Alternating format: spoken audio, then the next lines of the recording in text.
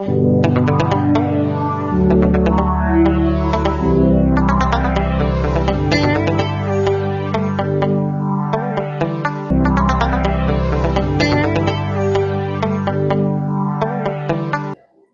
Yesu asifiwe. Jina la Bwana libarikiwe. Tunasema jina la Bwana lipewe sifa. Tushangilie tena kwa ajili ya jina la Bwana.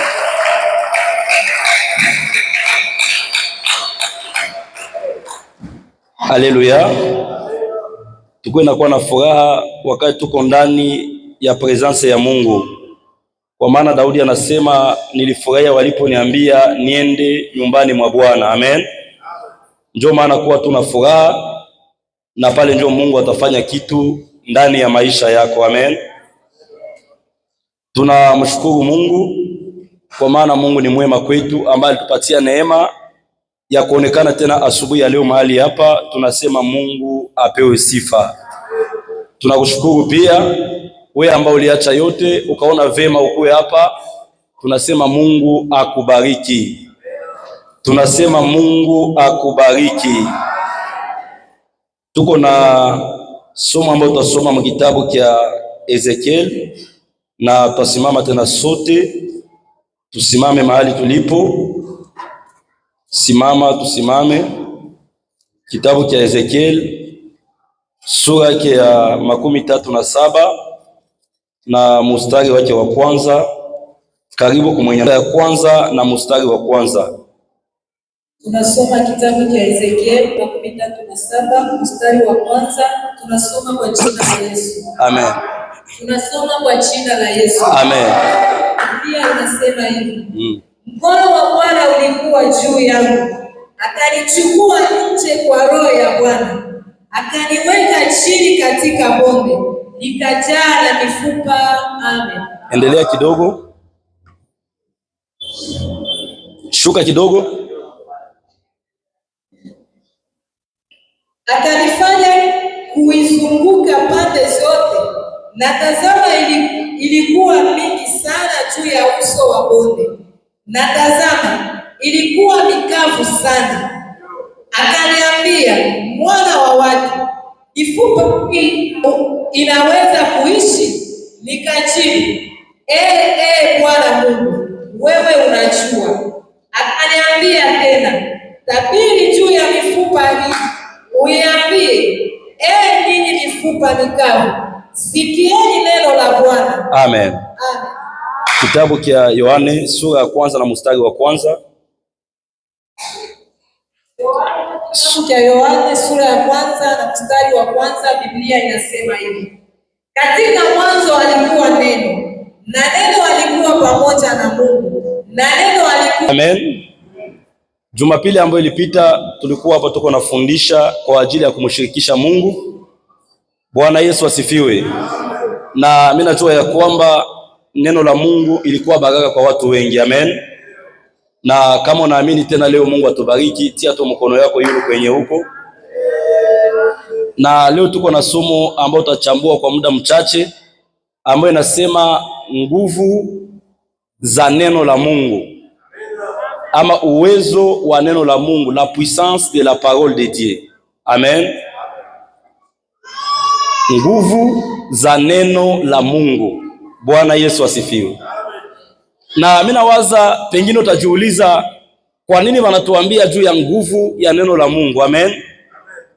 Na tulipenda ama Mungu alikusudia tufundishe juu ya nguvu ya neno la Mungu, kwa kuwa tumeangalia siku za leo shetani amepeleka watoto wa Mungu na kuwaonesha ya kwamba nguvu za neno la Mungu halina nguvu ama haliwezi fanya kitu katika maisha ya watoto wa Mungu. Amen.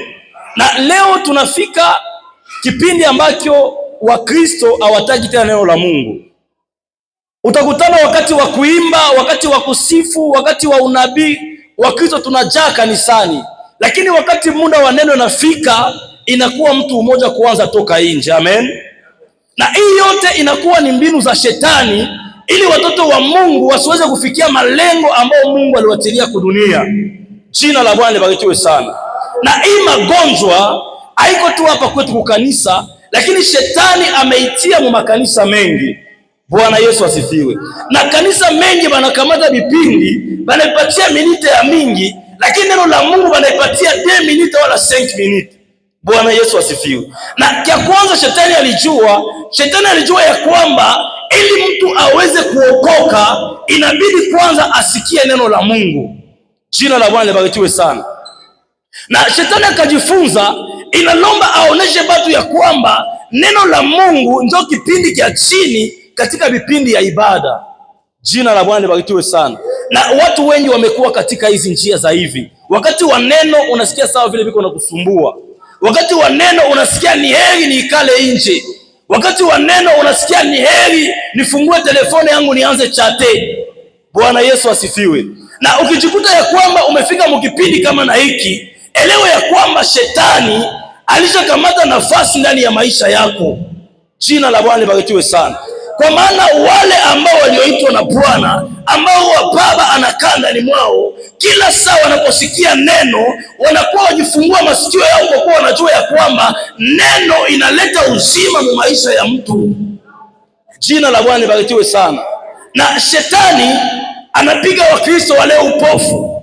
Tulikomala tulikuwa tunaona Mkristo akienda kanisani alikuwa anatia Biblia yake makwapa, anaenda kanisani. Lakini tukiangalia hapa shia bote kila mtu kwa telefoni. Lakini wenye biko na Biblia ni wachache sana. Na ukiangalia bei ya telefoni na bei ya Biblia ni $10. Lakini shetani anatutosha amo ile kitu ya kujua gisi mimi naziuza Biblia, mimi nasoma neno la Mungu. Jina la Bwana libarikiwe sana. Na ile nafasi ya kusoma neno la Mungu shetani aliitosha, akatutilia mitandao ya kijamii. Ile wakati ungesoma unakuwa kwa Facebook, ile wakati ungesoma kwa WhatsApp, ile wakati ungesoma kwa TikTok, ile wakati ungesoma kwa Instagram. Na hii yote inakuwa ni mbinu za shetani za kuwateka watoto wa Mungu. Bwana Yesu asifiwe. Na wakati yenye shetani analeta, anaongeza tena application ya Biblia anaitia mtelefoni. Na wakati mtu anatelecharge application, anakuambia hii telefone yangu ndio mwenye mko Biblia yangu. Bwana Yesu asifiwe. Na shetani, mbinu ya shetani, anapenda hii Biblia yetu ya papia ipotee. Na wakati Biblia inapotea, tunabakia na mabiblia wa matelefone, tutalamuka siku moja ile maaplikasyon yote ilishajibloke. Na unatafuta tena neno la Mungu na hautalipata. Bwana Yesu asifiwe. Na leo jambo ya kushangaza kwenye dunia iko naharibika. Leo naanzaona na bahubiri anapanda kwa madhabahu, anatia ndio telefone kwa madhabahu. Telefone inaramplace Biblia kwa madhabahu. Dunia inaenda wapi? Shetani ametuteka nyara. Jina la Bwana libarikiwe sana. Leo wahubiri wengi hatembei tena na Biblia. Anapoingia kwa madhabahu anakia na telefone yake anatia pale. Jina la Bwana libarikiwe sana. Telefone inachukua nafasi ya Biblia. Jina la Bwana libarikiwe sana. Na kuna Wakristo tumepatia telefone nafasi ya Biblia mu maisha yetu. Jina la Bwana libarikiwe sana. Na ndio maana Mungu alipenda siku ya leo tufundishe juu ya uwezo wa neno la Mungu. Inawezekana umeomba, inawezekana umekesha, inawezekana umefunga, lakini majibu ya mahitaji yako ambayo unaiombea haitokee kwa kuwa haujue neno la Mungu. Ndio Yesu akaambia wanafunzi wake aseme munaomba vibaya ndio maana hamjibiliwe. Bwana Yesu asifiwe. Lakini ukijua neno la Mungu unajua namna gani ya kuongea na Baba. Utakuwa unamwambia angalia neno lako linasema hivi, neno lako linasema hivi, na pale ndio uko nakumbusha Mungu. Jina la Bwana libarikiwe sana. Na Wakristo wengi tunakamata pia Mungu ameweka neno, amesema hii maandiko yote huko ni matakatifu na inafaa kwa kufundisha na yote iko hai. Bwana Yesu asifiwe. Na tunasema mimi niko na betu niende baniombee, niende banitabirie, sina bezu ya neno la Mungu. Jina la Bwana libarikiwe sana. Lakini kama kuko unabii kweli, kama kuko unabii nyaichanganyike, ni neno la Mungu. Mungu anazitumia watu, mtu anapata ujumbe anakupatia ujumbe ni vizuri na ni amina, lakini unabii ambao Mungu alitia njoo hii neno la Mungu. Na ndio maana maandiko yanasema aseme yote inaweza pita. Kunena kwa lugha inaweza pita, kuimba inaweza pita, hata yote tuko nafanya inaweza pita, lakini hii neno ya Bwana itasimama imara. Lakini ni ole kwako wewe ambao leo unasahau neno la Mungu. Bwana Yesu asifiwe. Na Wakristo wengi walishakamata, anajua huyu ndio mwanajua uhubiri, huyu ndio mwanajua uhubiri. Bwana Yesu asifiwe. Mtu ajikwambia anajua uhubiri, mwingine hajua uhubiri, ule mtu ni mjumbe wa shetani. Maandiko pekee yanasema tunajua kwa sehemu. Ni kusema hakuna mtu anajua uhubiri na hakuna mtu mwenye hajua uhubiri. Hata pale kwenye huko, ukijua tuambia Mungu mtu Yesu anakupenda, amini Yesu utaokolewa. Ule mtu akiamini uko mwalimu mkubwa. Bwana Yesu asifiwe. Na tunakuwa wengine leo tunaanza fanya kritiki ya neno la Mungu. Bwana Yesu asifiwe. Wakati unafika kwako kunyumba, unaikala na watoto. Angalia leo ule mhubiri alihubiri hivi. Hakuhubiri bia, mimi napendaka ndio fulani ya hubiri. Mnakritiki neno la Mungu pamoja na watoto. Bwana Yesu asifiwe. Na inawezekana ulikuwa na kritiki neno la Mungu, jua hukujua neno ni nini. Lakini leo tutakuambia hii neno ni nini. Jina la Bwana libarikiwe sana. Maandiko yanasema ya kwamba ndani ya kitabu cha Yohane sura ya 1 mstari ya 1 aseme pale mwanzo palikuwa neno, na neno alikuwa pamoja na Mungu, na neno alikuwa Mungu. Jina la Bwana libarikiwe sana. Aseme pale mwanzo kulikuwa neno, neno akakuwa pamoja na Mungu, na ule neno akakuwa Mungu mzima. Na ukishuka pale kusura ya pili, mstari wa pili, inasema aseme hivi vitu tunayoona dunia vyote viliumbwa kupitia ule neno. Hakuna kitu kiliumbwa pasipo neno. Bwana Yesu asifiwe. Sasa swali yangu ni moja. Wewe uko naomba, wewe unaenda kuwafumu, unaenda huku na huku mashamba de priere, lakini huyu neno mwenye anaombako na mgeusia mgongo. Acha nikwambie kwamba utaomba, utatoa, lakini shida yako itabakia zile zile. Kwa kuwa neno mwenye aliumba haupendi umkaribishe mu maisha yako. Kumbe kama unapenda utafute mali ya dunia, inabidi kuanza neno mwenye aliumba akuwe ndani mwako.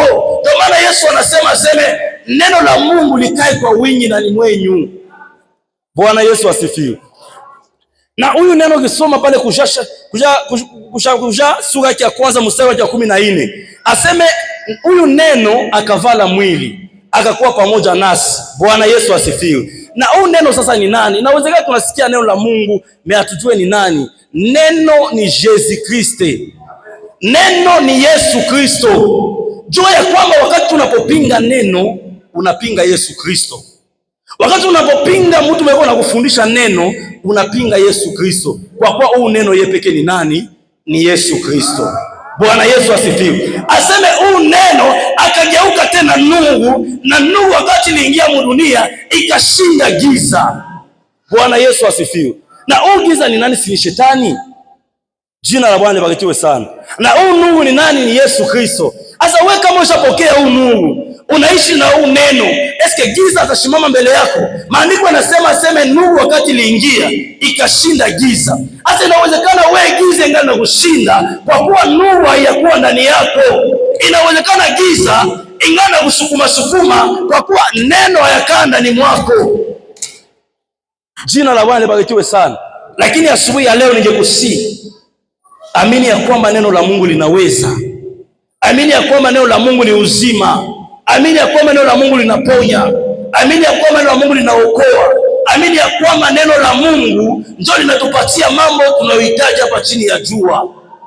Bwana Yesu asifiwe. Na maandiko yananiambia mu kitabu cha Ezekiel pale kwa tulisoma, na ndio kwenye kuko usomi wetu wa leo. Na Biblia inaniambia kwamba Ezekiel alikuwa na ikala, lakini siku moja mkono wa Bwana ikakuwa juu yake, Baba akamchukua katika maono. Jina la Bwana libarikiwe sana. Na wakati Mungu anachukua Ezekiel mu maono, Biblia inaniambia kwamba akapeleka Ezekiel nje, na kwenye alipeleka Ezekiel akampeleka fasi kulikuwa bonde, na hii bonde ilikuwa imejaa mifupa. Na hii mifupa Biblia inasema ya kwamba ilikuwa imekauka sana, maana siku ya hii mifupa kukufa haikuwa inajulikana, lakini maandiko yanasema ilikuwa mikavu sana. Bwana Yesu asifiwe. Na hii mifupa yenye Mungu alionyesha Ezekiel, inawezekana sai Mungu haiko anaona tena ile taifa la Israeli, lakini Mungu anatuona shia kanisa ya SSLA. Anaangalia tumekuwa mifupa, tumekufa, tumekauka na tumetupwa mbali katika bonde lililojaa mifupa mikavu, kwa maana mtu wote mwenye ana neno ni mtu wa maana kufa. Bwana Yesu asifiwe. Kila mtu mwenye hana neno, haishi neno, ule mtu anakufa. Bwana Yesu asifiwe. Aseme wakati Mungu anapeleka Ezekieli, anamfanya kuzunguka ile bonde yote. Ezekieli anaona, anasema hapana, hii mifupa kweli? Ezekieli akashangaa. Mungu akamuuliza Ezekieli, eske hii mifupa inaweza ishi tena? Kwa nini Mungu aulize Ezekieli kama mifupa inaweza ishi tena? Mungu ndio anajua kama mifupa inaweza ishi wala haiwezi ishi. Lakini Mungu alipenda angalia imani ya Ezekieli iko namna gani mbele za Mungu. Kumbe kuna vitu vingine vyenye ili Mungu atufanyishie, inalomba kwanza Mungu akutie mbele ya epreve ili Mungu angalia imani yako kama itakuwa namna gani. Asema Ezekieli, mifupa hii inaweza ishi tena. Napenda sana Ezekieli. Ezekieli akamwambia Bwana, mimi Ezekieli sijue, lakini wewe ndio unajua. Haleluya. Unajua, mara mingi tunauliza maswali na watu ambao wanatushinda viwango hawahitaji majibu kwetu, lakini wanahitaji kupima akili zetu. Ndio maana tukue na kuwa haraka kwa kujibu. Kwa mtu anakuuliza hana bezo apate jibu, lakini kwa napenda apime tu akili yako. Ndio Mungu alipenda apime akili ya Ezekieli. Aseme Baba, ni wewe wajua. Bwana Yesu asifiwe. Nani wakupandisha imani yake kumwambia Baba ni wewe wajua?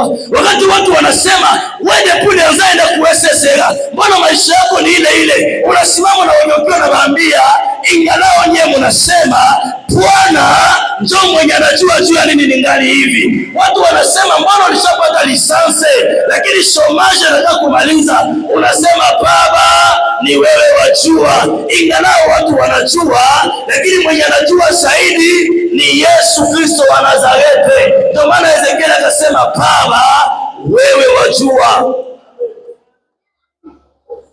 Bwana Yesu asifiwe. Aseme Bwana ni wewe wajua. Haleluya. Aseme Mungu akaambia Ezekieli, Ezekieli tabiri sasa juu ya hii mifupa. Na wakati tutabiria mifupa, ndaleta nyama, ndaleta mifupa, ndaleta mishipa, damu, minofu, na utatabiri pumzi itakuwa inaingia ndani mwao. Jina la Bwana libarikiwe sana. Asa juu ya nini Mungu angeenda kumamoge kwenye kungali watu wangana nyama lakini habana uzima, aambie Ezekieli atabiri pale. Lakini Mungu anaperemete kwa anaitika wale watu wakufe, nyama zioze ziishe, mifupa ikauke, ndio Mungu anakia tenda sasa. Bwana Yesu asifiwe. Siona mtu mwananielewa pale. Mungu hakupeleka Ezekieli kumoge, lakini Mungu anaperemete kwanza wale watu wakufe, wale watu wakauke, wale watu waoze. Wakati kila mtu hana tena matumaini yao na jamaa zilishakashika, ndio Mungu analeta Ezekieli, anamwambia Ezekieli, hii mifupa inaweza ishi. Mungu alipenda kutuonesha ya kwamba wakati unapokuwa katika shida, Mungu anaacha kwanza shida zitupeleke mpaka watu wajue ya kwamba hapa tena huyu mtu haizi toka tena mwa hii shimo yenye aliingia ndani. Pale ndio kwenye Mungu anakuyaka sasa, anakutosha mwa ile shimo ili utukufu wake uweze kuonekana. Mungu hawezi kutendea kama watu wanaona matumaini iko, lakini Mungu anatendaka wakati anaona matumaini ya mwanadamu inakatika, wakati wanadamu walishakritike, wakati wanadamu walishaongea, wakati wanadamu na kuongea yao nafika mwisho, ndio Mungu analetaka za solution. Ndio maana watu wakiongea sana waache waongee, wewe geukia tu Mungu. Siku Mungu atajibu, batakia kuuliza ulifanya nini. Bwana Yesu asifiwe. Asema akaambia Ezekieli tabiri. Napenda sana Ezekieli. Ezekieli Mungu anamwambia tabiri juu ya ile mifupa mikavu. Na ingelikuwa ni taifa ya leo, bangeanza chunga Ezekieli aseme wewe unaenda Bulaya, wewe unauza nyumba, wewe unauza gari. Bwana Yesu asifiwe. Kumbe mbele ya presence ya Mungu il faut comprendre besoin yako ni nini. Kama uko mbele ya Mungu il faut kwanza ujue probleme yangu ni nini. Usienee luyenge. Kanisa la leo ingekuwa walikuwa pale, bangejua kisi hapa Ezekieli anataka niambia zeziko mposhe yangu. Hapa Ezekieli anataka nitamwambia kisi kesho unapata kazi. Bwana Yesu asifiwe. Lakini nampenda sana Ezekieli. Ezekieli kia kwanza anapata ufunuo. Anaingia mkitabu cha Mwanzo, anaona kwenye Mungu alianza umba, akaona Mungu hakuweza kuumba kwa materiali fulani, lakini Mungu aliweza kuumba kwa neno. Ndio Ezekieli akasema, enyi mifupa mikavu, lisikieni neno la Bwana. Kwa nini Ezekieli banamwambia tabiri? Lakini anasema enyi mifupa, lisikieni neno la Bwana. Ezekieli iko na ufunuo wa kujua ya kwamba neno la Bwana liko na nguvu ya kuumba. Neno la Bwana liko na nguvu ya kuleta mishipa. Neno la Mungu liko na nguvu ya kuleta minofu. Neno la Mungu liko na nguvu ya kuleta pumzi. Neno la Mungu liko na uweza ya kufufua watu ambao walikufaka zamani na matumaini yao yakapotelea mbali. Ndio maana nasimama asubuhi ya leo nikitangazia mtu mmoja ya kwamba neno la Bwana asubuhi ya leo liingie mu maisha yako, lifufue vyote vilikufa mu maisha yako. Kama ni baraka zako wachao walizika, waache wazike sana, waita tu neno la Bwana na litafufua pale kwenye walizikaka. Ezekieli hakutabiri kusema we mfupa mimi naona hivi, hapana. Enyi mifupa mikavu, lisikieni neno la Bwana. Jina la Bwana libarikiwe sana. Ngoja tuhubiri kidogo kwanza. Ezekieli anasema sikieni neno. Asa mifupa ilishaka kufa, mifupa ilishaka kauka. Eske ilikuwa ngana masikio ya kusikia neno? Jina la Bwana libarikiwe sana. Tuingie kwanza wakati ambapo Yesu anakutana na Bartimayo. Jina la Bwana libarikiwe sana. Biblia inaambia kwamba Bartimayo ni kipofu, tangu kuzaliwa ni kipofu, na kazi ya Bartimayo ni kuombaomba. Macho ya Bartimayo yanafanya nini? Inakufa. Jina la Bwana libarikiwe sana. Lakini ingalao macho ya Bartimayo yanakufa, mikono yake iko na lomba, lakini Mungu alimwachia masikio. Na kwa nini Mungu anaachia Bartimayo masikio? Mungu alijua ya kwamba Bartimayo hii masikio, wakati atasikiaka Yesu yuko napita, kupitia hii masikio mie Mungu nafufuaka macho yake. Na inawezekana we watu wanaweza uwa vyote mu maisha yako, lakini tu kisi balikuachia masikio ya kusikia neno la Mungu. Hata nikwambia kwamba lisikio itasikia na neno la Mungu linaingia na linafufua vile walishikaka. Kama milongea balikupiga, lakini balikuachia masikio, masikio yatasikia na neno la Mungu litaingia na linaleta uponyaji. Bartimayo ni kipofu, masikio macho yanakufa, lakini masikio yako wazi. Bwana Yesu asifiwe. Lazaro mkitabu cha Yohane sura 11, ya Biblia inaambia kwamba Yesu anafika, anaambia Martha, Lazaro mlimtia wapi? Martha anasema Lazaro hiyo kaburini panda 4 jours. Akasema mnipeleke pale. Yesu anaenda na Martha, anaenda na Maria, anaenda na watu wengi sana wanamfuata. Bwana Yesu asifiwe. Na hapa Maria na Martha banajua Yesu muidentite moja. Balikuwa banajua tu Yesu ni mwalimu. Bwana Yesu asifiwe. Na pale nilikuwa najiuliza, sasa mwalimu anatafuta tufundisha tena nini? Mbona kaka yetu alishakufa? Mara enseignement gani atatupatia? Lakini hawakuwa banajua identite ya pili ya Yesu. Munipeleke kwenye mlimutia. Banafika pale, Yesu anasema mtoshe ile lijiwe. Banasema hapana, Martha anasema hapana. Alishaanza nuka mtu, mbona 4 jours hii iko mle mkaburi, kwa na tumbo ishapasuka. Yesu akamwambia, sikukwambia ukiamini tu utaona utukufu wa Mungu? Martha mpaka pale hayaamini, juu anajua Yesu muidentite moya, anajua tu ni mwalimu basi. Bwana Yesu asifiwe. Na wewe maisha yako ya Ukristo, kama unajua Mungu muidentite moya, Mungu hawezi kutendea. Inabidi kwanza ujue ya kwamba nikikuwa mgonjwa, yeye ni Jehova Rafa. Nikikuwa na shida, yeye ni mtetezi wa wanyonge. Nikikuwa mprobleme, nikimuita iko na solution. Na wakati Yesu alifika pale akasema mtoshe lile jiwe.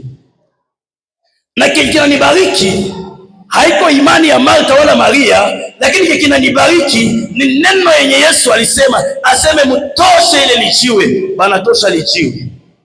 Lazaro yuko muli anakufa, lakini Mungu alipermetaka Lazaro akufe, lakini masikio ya Lazaro yakabakia wazi. Bwana Yesu asifiwe. Masikio ya nani kabakia wazi? Ya Lazaro. Kumbe wanadamu wanaweza chezea maisha yako, lakini kama nakuachia tu masikio ya kusikia sauti ya Mungu, kupitia ile masikio Mungu anaweza fanya benye hao walikuwa wanajua maisha kuprive yako, vitaingilia tu masikio na Mungu anatenda. Na ndio maana Yesu akafika pale, akusemaka neno mbili, alisema tu Lazaro so. Bwana Yesu asifiwe. Aseme Lazaro toka. Biblia haikuniambia sasa kulipita 2 jours 30 minutes, aseme pale pale Lazaro akashimama. Nani mwanatosha Lazaro mkaburi? Neno.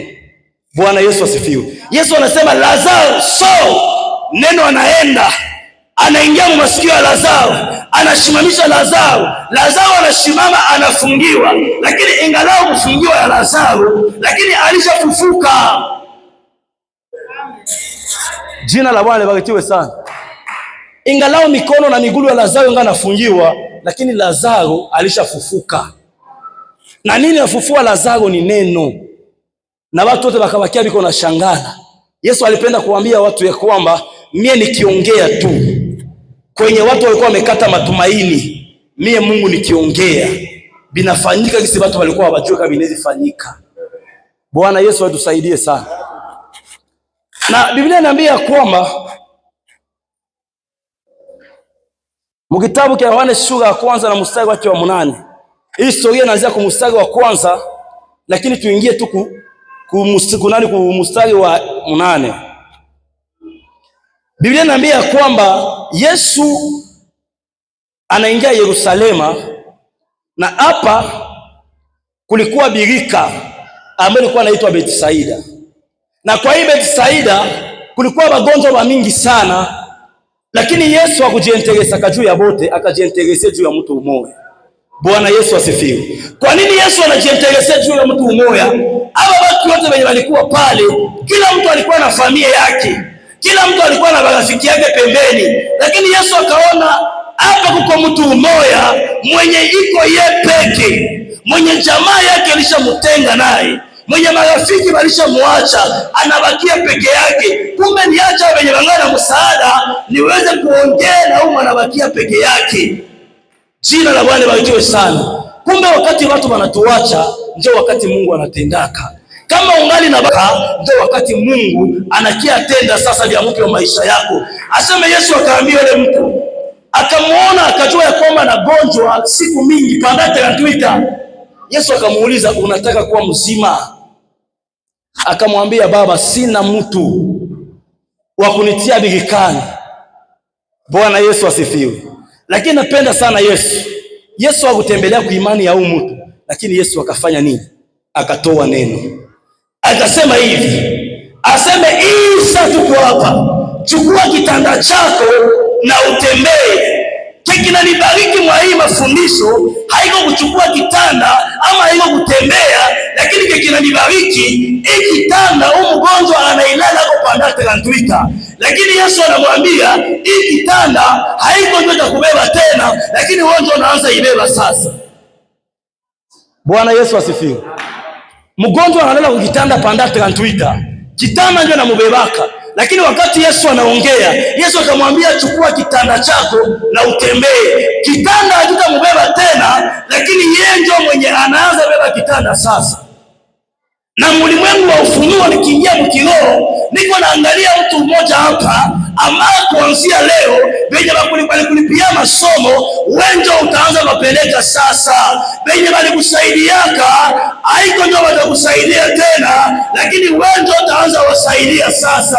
Benye walikupokeaka wewe ndio sasa utakuwa baraka kwao. Kwa maana Yesu alimwambia kitanda unalia kwa Twitter hautailalia tena, lakini wenjo unaibeba sasa. Ndio maana mtu wa imani kupitia neno la Bwana akuwe nguzo ya jamaa yake. Jamaa yenye alikubeba tangia siku ulizaliwa, wewe ubebe za jamaa yote, wewe usaidie jamaa yote sasa. Aseme akatembea. Neno la Mungu likifika linakutosha kwa mikono ya baba kwa na kusaidia, wewe ndio unaanza kusaidia sasa. Na ukiona maisha yako ingali maisha tu ya kusaidiliwa, omba tena sana Mungu ili na wewe kesho wenye bali kusaidia uweze kuwasaidia. Bwana Yesu asifiwe. na hakuna kinaleta furaha sawa vile mtu mwenye ulisaidia naye aanze kusaidia sasa. Bwana Yesu asifiwe. Lakini kizazi cha leo kunakuwa probleme ya kabambi. Kila mtu mwenye ulisaidiaka ndio mtu mwanakuwa wa kwanza kukulilisha. Kila mtu mwenye ulitendeaka mema ndio mwanakuwa wa kwanza kurudishia mabaya. Najua ni dunia leo inaweza kuwa hivi. Unasaidia mtu, unabeba mtu, unamfanyisia hiki na hiki, lakini yule mtu mwanakuwa wa kwanza kukutakia mabaya. Ndio dunia leo. Bwana Yesu asifiwe. Na hii dunia benye abapendake tuendelee ni barafiki viko karibu yetu. Mtu wa mbali unaweza kuwa unafanya business, uko nausha kitu mu 1000 francs, anaenda kiuza $100 fasi nyingine, anakiacha pembeni yako. Lakini mwenye atakia kusutenike mkazi uko nafanya ni mtu mwenye wewe haujui. Bwana Yesu atusaidie sana. Maandiko yanasema ya kwamba wakati ambapo baba anaambia Ezekiel, aseme Ezekiel tabiri sasa. Ezekiel anaambia, enyi mifupa mikavu, sikieni neno la Bwana. Ezekiel anaanza tabiri. Biblia inasema ya kwamba wakati Ezekiel anatabiri, sinye ya kwanza yenye litokea, Biblia inasema ya kwamba pakatokea fujo ya kabambi sana. Na hii fujo inatokea juu ya nini? Wakati mifupa inaanza fanya rassemblement, fujo ya miji ikafanya nini? Ikatokea sana. Na sinye ya pili, aseme kutokea tremblement de terre, udongo yote ikafanya nini? Ikatingishika, misingi ya dunia ikatingishika, mara moja mifupa ikaanza karibiana. Bwana Yesu asifiwe. Kumbe neno la Mungu linaweza tremblement, na tremblement kikuya inakuyana iko na shabaha. Bwana Yesu asifiwe. Tukiingia mu kitabu cha Matendo ya Mitume 16 na 16 yake, wakati Paulo na Sila biko mu prison, Paulo anaomba na ita Baba, Biblia inasema ya kwamba tremblement de terre ikatokea, misingi ya gereza ikafanya nini? Ikapasuka na milango ikakuwa wazi. Tukiingia tena mu kitabu cha Mathayo, Biblia inasema ya kwamba wakati Yesu alikata roho, aseme tremblement litokea, makaburi ya watakatifu ikapasuka. Kumbe wakati Ezekiel anatabiri, tremblement litokea. Maandiko yanaambia kwamba watumishi wa Mungu wamepewa mamlaka kwa neno la Bwana. Tremblement de terre ilitokea, na tremblement de terre ikitoka, kazi yao ni kuliberea wale waliofungwa. Kwa maana wakati ambapo Paulo tremblement ilitoka, milango ya gereza ikafunguka. Wakati Yesu tremblement ilitoka, makaburi ya watakatifu ikafanya nini? Ikafunguka. Bwana Yesu asifiwe. Unajua mimi napendaka Mungu sana. Batu wanaweza kamata wanakufunga usitokaje fasi fulani, lakini siku Mungu atakutosha pale, hata balomba fungulo batashtuka tulishatoka pale, wanasema huyu mtu alitoka hapa namna gani? Ndio maana kwa batate yetu benye waliongeaka maneno juu yetu, wakasema huyu mtoto asiendelee yake, na tukawaachia na maneno yao, tukageukia Yesu Kristo. Na leo wanaanza kuona tunaenda, wanajiuliza aliendelea namna gani? Na sisi ndio tuko na fungulo. Hata nikwambie pia nemea kwamba neno la Mungu likishuka kwa maisha yako, hautalomba tena fungue wale walikufunga, lakini neno la Mungu pekee litakufungua. Jina la Bwana libarikiwe sana. Kitabu cha Mathayo ndio kinaniambia kwamba wakati Yesu anatafuta ingia Yerusalema, anafika mji mwa kijiji cha Betfage, anatuma wanafunzi wake, anasema mwende pale mbele kwa punda, na mwana punda anafungwa, mwende mumfungue, na mtu akibauliza mseme mimi ndio mimi namuhitaji. Bwana Yesu asifiwe. Hii punda ilikuwa na benye nayo. Jina la Bwana libarikiwe sana. Hii punda ilikuwa na watu walifunga pale, lakini kwa neno la Yesu anasema mwende mulete ile punda, na mtu akibauliza mseme tu mie ndio mimi nafanya nini, mimi namuhitaji. Bwana Yesu asifiwe. Na wale wanafunzi wakaenda, wakutana watu kwa, wakasema Bwana anahitaji hizi punda, bakafungua punda. Na wakati nilikuwa natafakari hii maandiko, nikagundua ya kwamba Mungu hafanyake negotiation na basosi ya familia yako. Mungu hafanyake negotiation na bachao ya familia yako. Mungu hafanyake negotiation na baenemi yako, lakini Mungu anabaimposaka. Mungu anegosiake na shetani, anaempoza kwa shetani. Bale watu walikuwa wanachunga zile punda, lakini akasema mubaambie mie ndio mimi nabahitaji. Kumbe kwa neno la Mungu, hata mie kwenye maisha yangu walikuwa wameifunga. Yesu kwa kinihitaji leo, hata shangazi yangu akuwa nakandikaka namuna gani, ataniachililia bila volonte yake, ataniachililia kwa shari wala kwa mema. Juu Yesu anafanya nini? Ananihitaji. Jina la Bwana libarikiwe sana. Na bakaleta zile punda, asema bagatandika vikwembe, bagatandika miti. Yesu anaanza tembea kwa zile punda, na zile punda zinatembea kumatapi, na Yesu anatembea juu ya punda. Sasa juu ya nini punda yenye ilikuwa inafungiwa?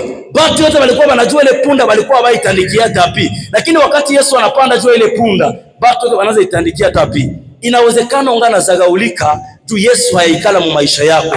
Yesu akikala mu maisha yako, habata kuona tena wewe, banaanza ona Yesu mwenyewe ndani mwako. Kwa maana heshima walipatia hizi punda haiko kwa kusema ni punda za speciale, lakini juu mtu wewe zaidi ya kawaida anapanda juu ya zile punda. Ndio maana unajishangana kesho watu wako wanakusalimia kwa heshima, unajiuliza ni juu ya nini? Haiko wewe peke, lakini mtu mwenyewe zaidi ya kawaida anakaa ndani mwako. We shika tu neno la Mungu, shika tu neno la Mungu na mikono mbili. Bwana tusaidie sana. Ukilishika tu na mikono mbili, Mungu atakusaidia. Jina la Bwana libarikiwe sana. Na kuna kuwa maneno ya wanadamu na kuna kuwa neno la Bwana. Bwana Yesu asifiwe. Na hapa mkanisa kuna watu wanaishi maneno ya watu, lakini habaishi neno la Mungu. Unasikia tu fulani anisema hivi, na roho yako yote inaenda vile. Mbona fulani alisema mimi ndakufaka ulo. Mbona fulani alisema mimi sitaendeleaka, na maisha yako yanajilimite mu maseni ya wanadamu. Lakini nitafuta kuambia kwamba kuko umoja mwenye akiongea ananyamazisha ile maseni ya wanadamu yote. Bwana Yesu asifiwe. Yesu tu akiongea, neno la Mungu likiongea, haijalishi waliongea nini, haijalishi walisema nini, haijalishi walifanya hiki na hiki. Hakikisha tu Mungu ameongea mu maisha yako. Bwana Yesu asifiwe. Na wakati ambapo mkitabu cha Esteri, Biblia inaniambia kwamba Hamani anaenda kwa mfalme, anasema Bayuda yote inalomba bakufe. Akalipa na pesa, mfalme akaweka na sinyatiri, na wakaenda wakatangaza, wakasema mji mzima mfalme yote aseme inalomba Bayuda yote bauawe. Bwana Yesu asifiwe. Na Mordekai anasikia maneno, Mordekai akaipokea kimwili, akaenda ambia Esteri uende kwa mfalme. Lakini Esteri na Mordekai hawakupokea message sawa sawa. Esteri wakati alipokea, hakuona mfalme, akaona wakoza Mungu. Akajua ya kwamba Hamani alishaongea, mfalme alishaweka sinyatiri, lakini inalomba tuombe pandatu wa shuru, mbingu nazo siongee sasa. Na wakati waliingia mu maombi, Biblia inasema ya kwamba akaenda kutana na mfalme, mbingu zikaongea, ikafanya contraire kuliko wauwe tena wale ambao wajeua. Hamani na jamaa yake ndio wakauawa. Bwana Yesu asifiwe. Akapenda jue Mungu na anasema nini. Ndio maana mprobleme yako kwa nataka ujue Mungu anasema nini. Usitaki ujue wanadamu wanasema nini. Usitaki ujue watu wanataka nini. Lakini sema neno la Mungu linasema nini. Bwana Yesu asifiwe.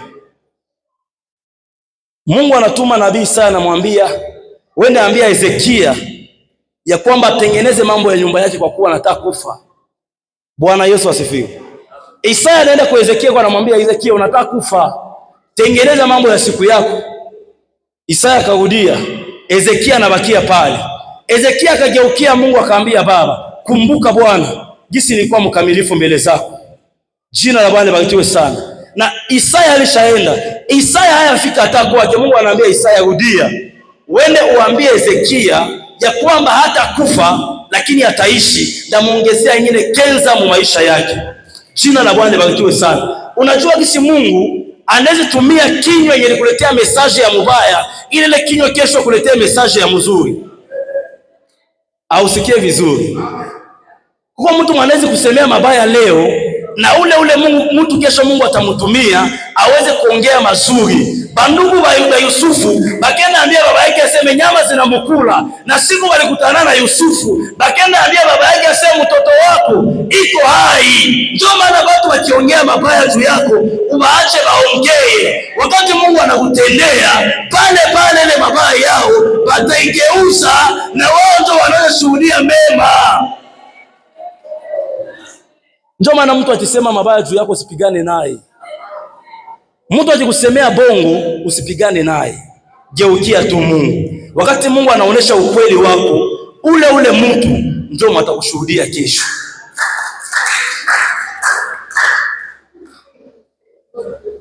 Biblia inaniambia kwamba wakati ambapo Ezekiel anamaliza tabiri, aseme kukatokea tremblement de terre.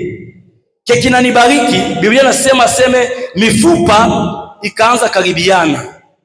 Kwa neno la Mungu linarudishaka tena uhusiano yenye ilikuwa ilishavunjika. Neno la Mungu linaunganisha tena jamaa zilishavunjika. Neno la Mungu zinatengeneza tena mafuae yenye ilikuwa ilishavunjika. Neno la Mungu linarudisha urafiki ulikuwa ulishakufa. Aseme mfupa ikaanza karibiana. Kinanibariki ni kitu kimoya. Aseme mfupa kwa mfupa wake. Tu ya nini mfupa ya mgulu haikuingia kwa mfupa ya kichwa? Bwana Yesu asifiwe. Wala jua ni mfupa ya huyu haikuingia kwa huyu, lakini kila mfupa ilijua kwenye litokaka. Bwana Yesu asifiwe. Kila mfupa ilijua kwenye litokaka. Amen. Aseme kila mfupa ikajiunga kufasi yake. Ndio maana usikaze burafiki. Ukiona mtu apende mrafikiane naye, achana naye. Ukikaza burafiki na yuko burafiki, mwenye ni wako anajiletaka pale karibu yako na mnaambatana naye. Ndio maana mimi naambia ba jeune fille, mtu akikukatala maki akukua wako, akikwambia nilisikia walisema hiki na hiki pase yako ni ya mbaya, ndio maana sitakuoa tena. Ule mtu anje kuoa tu. Mtu matakuoa ataba muambie mabaya juu yako, anafunga masikio. Lakini ukiona mtu mweko na kuambia bali niambie ulikuwa hivi zamani, ndio maana sitakuoa, ule ni avanturier, alikia tu kuchezea maisha yako. Mwenye alikuwa na nakupenda ataba muambie mabaya juu yako, anasemaka hata mimi niko na mabaya, kumbe kila mtu yuko na pase yake. Aseme mifupa ikafanya nini? Ikakaribiana. Bwana Yesu asifiwe. Mifupa ikafanya nini? Ikakaribiana kwa neno la Mungu. Neno la Mungu linapanaka makonesansi zenye ukukua nayo. Ukijitafutia wewe peke makonesansi za dunia zitakupeleka mshimu. Lakini Mungu atikuambatanisha na watu hata nini kuu ya mwezi tengana nao. Aseme mifupa ikakaribiana, ikashimama lakini haikukuwa na minofu. Akatabiri tena mishipa ikaanza ingia. Na hapa kwa ufunuo wa kanisa la leo, kuna watu ambao walishahubiriwa na anajua verse mu Biblia, angali tu mifupa yenye hayakuwa na mishipa, hayakuwa na minofu, anasema na mimi nenda fungula yangu kanisa. Bwana Yesu asifiwe. Leo bale bako angali tu mfupa, akaingia mishipa, akaingia damu, anatia Biblia yake kwa makopa, anasema na mimi nenda fungula yangu kanisa. Ndio maana Ezekiel wakati alimaliza tabiri, mifupa inakuwa mifupa yote sitaeta ya kuenea, mishipa inaingia, nyama zinaingia, lakini Biblia inasema pumzi haikukuwa ndani yao. Na inawezekana na wewe uko hapa, tunakuona uko mzima, lakini pumzi haiko tena ndani yako. Na hii pumzi ni parole de Dieu. Bwana Yesu asifiwe. Ase Mungu akamwambia tabiri sasa, upepo itoke ngambo na ngambo, iwapumzie wale watu wapate pumzi waweze kuishi tena. Jina la Bwana libarikiwe sana. Na Biblia inasema ya kwamba Ezekiel wakati yenye anatabiri juu ya pepo, anasema enyi upepo mtoke kwa upande wa mashariki, mwingie mwaba patu baishi tena. Atikana nibariki, kumbe neno la Mungu liko na mamlaka ya kukomande. Pepo isitoke huku ziingie mwa wale watu. Hewe toke kuingie mwa wale watu. Bwana Yesu asifiwe. Sasa kama neno la Mungu liko na uwezo ya kufufua mifupa yenye ilikufaka zamani. Eske neno la Mungu linaweza shindwa kabisa kunitendea mie? Linaweza shindwa kutendea wewe? Ni juu ya nini hatuna njoo imani? Bwana Yesu asifiwe. Aseme na wakati ambapo Ezekieli anamaliza tabiri, akaona watu wanasimama, jeshi kubwa sana. Bwana Yesu asifiwe. Lakini napenda sana watu wenye balifufuliwaka, wakati wote wanafufuka, kila mtu wa kwanza enda ngambo yake. Lakini Bakristo ya leo, wakati Mungu anakutendea mkanisa, kia kwanza unabadilisha kwa kanisa. Kama ulikuwa tu shomeo ukipata kazi, unaacha kanisa, unatafuta kanisa ingine. Unasema kwanza mie ile madhabahu ya SSN nilikuwa nabeba dime yangu pale, hapana. Mimi najua kanisa ya pastor fulani, ule ndio mimi najisikia kama anaweza kuwa nakula dime yangu. Unasahau kwenye Mungu alikutoa. Lakini hao watu wakabakia pale pale. Biko na chunga kisi Ezekieli, atawaambia kenye wafanye tena. Kwa kuwa walikuwa na moyo wa reconnaissance, wanajua hizi shie tuko leo ni kwa ajili ya mtumishi wa Mungu mwenye alitabiri. Na wakati anamaliza tabiri, Mungu akamwambia Ezekieli, aseme aba watu yote bonaona, hii yote ni taifa ya Israeli yenye wamekufa na mifupa yao imetupiliwa mbali. Bwana Yesu asifiwe. Aba watu yote mifupa tuko nasema walikuwa watu kama vile shii, lakini Mungu alikuwa anabaona deja wamekuwa mifupa. Na unawezekana wewe uko unatembea unajiona uko sawa, lakini Mungu akuona ulishaka kufa zamani. Unatembea unavaa nguo unaona uko bien, lakini Mungu anakuona ulishaka kufa zamani. Na haja ya Mungu anapenda tena upate uzima. Kupata uzima ni namna gani? Kukuwa na Yesu mu maisha yako. Kwa kuwa mwenye hana Yesu Kristo hana uzima. Jina la Bwana libarikiwe sana. Na wakati watu wanakuwa wazima, Mungu akaambia Ezekieli, ase Ezekieli tabiri sasa. Uwaambie hapa watu ya kwamba hapa watu mtapasua makaburi yao, na hapa watu watafanya nini? Batapanda. Bwana Yesu asifiwe. Hii ni profesia yenye Mungu anatoa mu kitabu cha Ezekieli, inaenda je accomplir mu kitabu cha Mathayo. Jina la Bwana libarikiwe sana. Mungu anapromete ya kwamba atafufua makaburi yao. Angalia kutoka Ancien Testament mpaka Nouveau Testament, lakini Mungu anatimiza. Kenye neno la Mungu liliongeaka mu maisha yako bien-aimé, hata kikao kitatimiaka tu. Kenye neno la Mungu linasema, Biblia inasema aseme Mungu anaheshimia neno lake kuliko jina lake. Kenye alisemaka kikawe kitatimiaka tu. Jina la Bwana libarikiwe sana. Ukisoma maandiko mu kitabu cha Mathayo, wakati Yesu anakufa, tremblement de terre ikatokea, aseme udongo ikapasuka na makaburi ya watakatifu ikafanya nini? Ikafunguka, wakapanda. Hii profesia inafanya nini? Inatimilika. Bwana Yesu asifiwe. Na hii wakati Israeli ilikuwa inakubali Musa sana kuliko Yesu. Balikuwa wanaamini Musa kuliko Yesu. Wakati Yesu anakuja wanasema hapana, mbona tunajua ya kwamba Musa tu ndio alitoka kwa Mungu. Sasa naona toka wapi? Bwana Yesu asifiwe. Na wakati Yesu anakufa, akapenda kuleta difference entre yeye na Musa. Wakati ambapo Musa alisirika budongo ikapasuka, ikameza Kora na Dakani. Lakini wakati Yesu anakufa, budongo ikapasuka, haikumeza batu, lakini ikafufua batu. Alipenda kuonesha difference entre yeye na Musa. Musa ni wakuzika, Yesu ni ufufuko. Jina la Bwana libarikiwe sana. Yesu ni nani? Ni ufufuko. Na ukimpokea tu, tulisema hisi neno ndio Yesu Kristo. Ukipokea neno la Mungu, unapokea ufufuko. Jina la Bwana libarikiwe sana. Ukipokea neno la Mungu, unapokea nani? Ufufuko.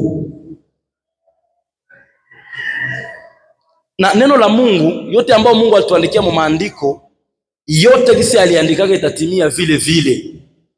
Jina la Bwana libarikiwe sana. Na leo iko nguvu uamini, kwa kuwa hata wana wa Israeli wakati waliuaka Yesu, ndio siku waliweza amini.